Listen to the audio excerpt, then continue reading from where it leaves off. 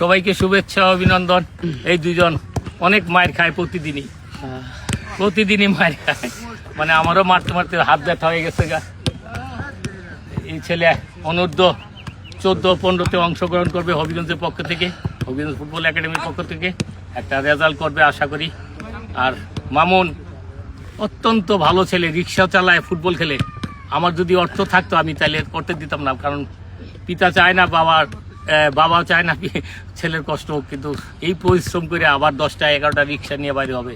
Same এই যে আর একজন, দুইজনই রিক্সা চালায় নিজের অর্থ সংগ্রহ করে বাবা মার যাতে প্রেশার না হয়, এরকম ছেলে যদি থাকে বাংলাদেশে, সত্যি কথা তাদেরকে সেলুট করতে ইচ্ছে করে।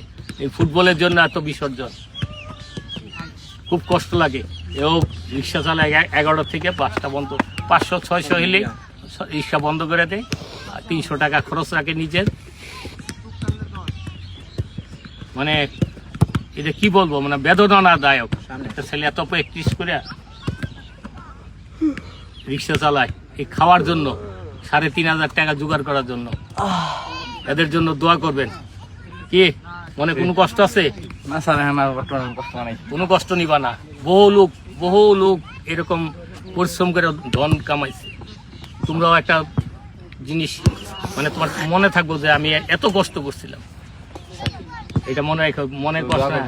অবশ্যই আমি আমার রিক্সা চালাও আর যাই চালাও, আমি আমার ওই অন্তরস্থল থেকে দোয়া করি। হ্যাঁ।